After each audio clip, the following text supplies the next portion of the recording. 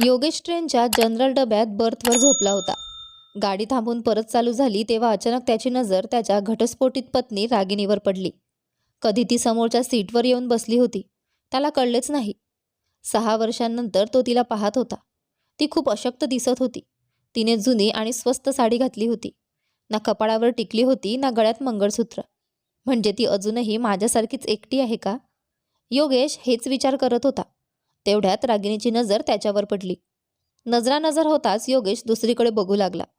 पण मग अचानक योगेशच्या मनात काहीतरी आले आणि तो सीटवरून खाली उतरला.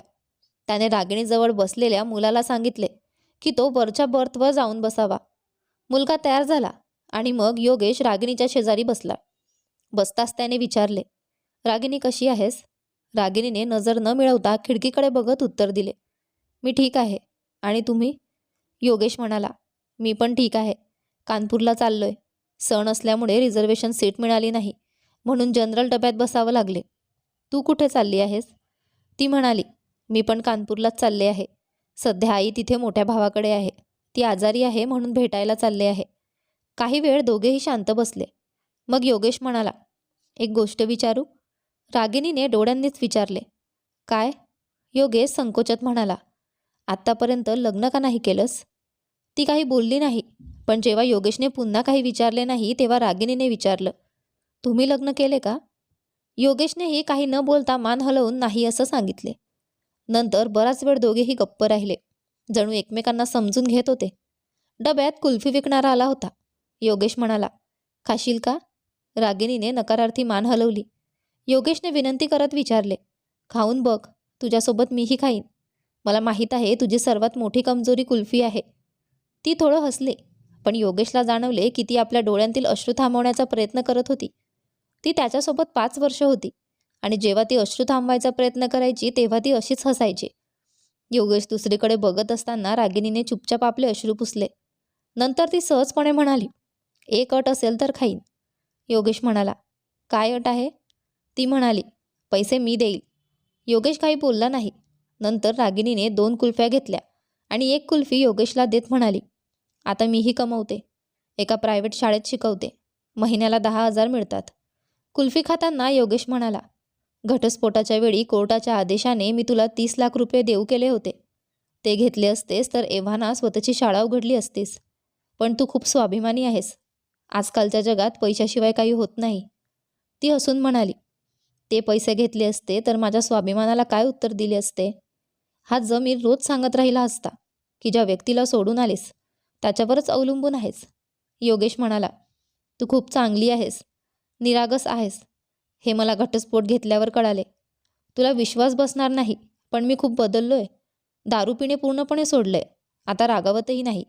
कोणालाही कमीपणा दाखवण्याचा प्रयत्न करत नाही, जो तुला खूप वाईट वाटायचं.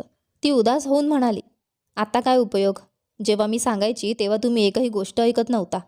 तुमच्यामुळे मी नेहमीच तणावात असायचे. याच तणावामुळे माझे 2 वेळा गर्भपात झाले.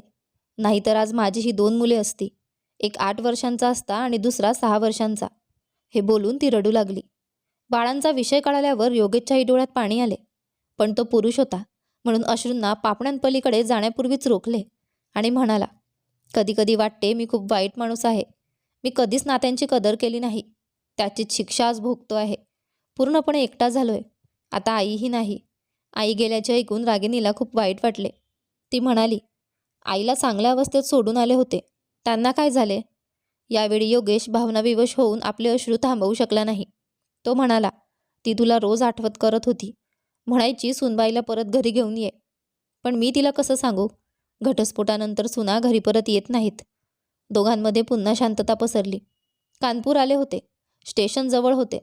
योगेश म्हणाला, परत कधी जाणार? रागिनी म्हणाली, आज रात्री इथेच थांबणार आहे. उद्या सकाळच्या ट्रेनने परत जाईल. ती उभी राहिली. योगेशही उभा राहिला आणि विचारले, किती वाजताची ट्रेन पकडणार? रागिनी म्हणाली, आम्ही गरीब माणसं आहोत. रिझर्वेशन करून प्रवास करता येत नाही. जनरल डब्यातच चढतो. जी ट्रेन मिळेल त्या ट्रेनने जातो. असं म्हणत ती खाली उतरली. योगेश आपली सुटकेत सांभाळत तिच्या मागे धावला आणि म्हणाला, जर मी रिझर्वेशनच्या 2 तिकिटा काढल्या तर मला माहीत आहे तू माझ्यासोबत येणार नाहीस. पण मी तुझ्यासोबत प्रवास करू इच्छितो. जनरल डब्यातच जाईन. सांग किती वाजता इथे भेटशील? रागिनी ऑटोमध्ये बसताना म्हणाली, सकाळी 9 वाजता इथे भेटू.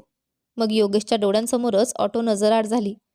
योगेश 2 दिवसांसाठी कानपूरला आला होता, पण रागिणीचा सहवास मिळाला म्हणून त्याने आपले शेड्यूल बदलले.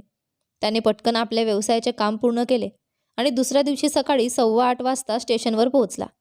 रागिनी 9 ऐवजी 10 वाजता स्टेशनवर पोहोचली. ती म्हणाली, तुम्ही अजूनही इथेच आहात? मी तर समजत होते की तुम्ही निघून गेलात. रागिनी खूप आनंदी होती. ती म्हणाली, आई आता पूर्णपणे ठीक आहे. योगेश म्हणाला, मी तुझंही तिकीट काढलंय. आता 30 रुपयांच्या तिकिटासाठी काही बोलू नकोस. रागिनी हसत म्हणाली, अजून ट्रेन यायला अर्धा तास आहे. तोपर्यंत चल कुल्फी खाऊ. पैसे मी देईन. हिशोब बरोबर होईल. असं म्हणत ती पुन्हा हसली. ती जेव्हा जेव्हा हसायची तेव्हा योगेशची नजर तिच्या चेहऱ्यावर खिळून राहायची. नंतर दोघांनी कुल्फी खाल्ली आणि तोपर्यंत ट्रेन आली. पुन्हा एक नवीन प्रवास सुरू झाला. पण या प्रवासात काहीतरी खास होते. योगेश काहीतरी बोलण्यासाठी आतुर होता, पण त्याला भीतीही वाटत होती की ती नकार देईल. योगेश पाहत होता की रागिनी मोठ्या भावाच्या घरी नव्या साडीने सजून आली होती. ती खूप सुंदर दिसत होती. खिडकीतून येणाऱ्या थंड वाऱ्याच्या झुळकीमुळे तिच्या कपाळावरच्या केसांची एक लट हलत होती. तिला असं पाहून योगेशच्या मनात विचार आला की ही स्त्री कधी त्याच्या आयुष्याचा भाग होती, पण तो तिला सांभाळून ठेवू शकला नाही. योगेशच्या विचारांत हरवलेल्या अवस्थेचा रागिनीला पत्ता नव्हता. ती म्हणाली, काय झालं? तुम्ही इतके गप्प का आहात? मित्र म्हणून का होईना, पण काहीतरी बोला. योगेश म्हणाला, मला मैत्री नकोय. रागिनीला धक्का बसला. ती म्हणाली, मग माझ्यासोबत प्रवास करण्यासाठी इतके उतावळे का होता? योगेश म्हणाला, मला तू हवी आहेस, कायमसाठी, जन्मोजन्मीसाठी. माझ्यासोबत हसायला, माझ्यासोबत रडायला. तो इतक्या घाईने हे सर्व बोलला की रागिनी फक्त त्याच्याकडे पाहतच राहिली. तो पुढे म्हणाला, मी चुकीचा होतो. तुझी कदर करू शकलो नाही. पण तुझ्या जाण्यानंतर मला माझ्या चुकांची जाणीव झाली. मला माफ कर. असं म्हणत तो रडू लागला. रागिनी गप्प राहिली, फक्त त्याच्याकडे पाहत राहिली. योगेशने तिचे दोन्ही हात पकडले आणि म्हणाला, मला माफ कर. मी वचन देतो, कधीही तुझे अश्रू येण्याचे कारण होणार नाही. तू सांगशील तेच करीन. कृपया परत ये. रागिनीने साडी थोडी मागे सरकवत म्हणाली, इकडे पहा जरा. योगेशने पाहिले. रागिनीने मांग भरलेली होती. ती म्हणाली, मला माहीत होते तुम्ही हेच कराल. मी कालच ठरवले होते की आता एकटे चालण्याचे दिवस संपलेत. माझा सहप्रवासी परत आलाय. आता पुढचा प्रवास त्याच्यासोबतच करायचा आहे. एकटी चालून खूप थकले आहे. असं म्हणत ती वेगळ्या भावनेने हसू लागली. योगेश म्हणाला, मला माहीत आहे, जेव्हा तुझे मन रडण्यास होते तेव्हा तू असंच हसतेस. हे अश्रू थांबवू नकोस. त्यांना वाहू दे. तुझे मन हलकं होईल. इतकं ऐकताच रागिनीचा संयम सुटला. ती जोरजोराने रडू लागली. डब्यातील सगळेजण त्यांच्याकडे पाहू लागले, पण रागिनीने कोणाचीही पर्वा केली नाही. ती योगेशच्या खांद्यावर डोकं ठेवून रडत राहिली. काही वेळानंतर रागिनीचे गाव आले. गाडी काही क्षण थांबली आणि पुन्हा सुरू झाली. रागिनीला आता तिथे उतरायचे नव्हते. तिच्या आयुष्यात एक नवीन प्रवास सुरू झाला होता. आता तिचे ठिकाण तिचे माहेर नव्हते, तर सासरचे घर होते, जे वर्षानुवर्ष तिच्या परत येण्याची वाट पाहत होते. ती अजूनही योगेशच्या खांद्यावर डोकं ठेवून होती. डोळे बंद करून मंद मंद हसत होती, एका निरागस मुलासारखी. तुम्हाला या कथेबद्दल काय वाटते कमेंट करून नक्की सांगा. कथा आवडली असेल तर व्हिडिओला लाईक करा. तुम्ही चॅनलवर नवीन असाल तर सबस्क्राईब करा आणि हो, नोटिफिकेशन बेल दाबा, जेणेकरून पुढील व्हिडिओची अपडेट तुम्हाला सर्वात आधी मिळेल. धन्यवाद.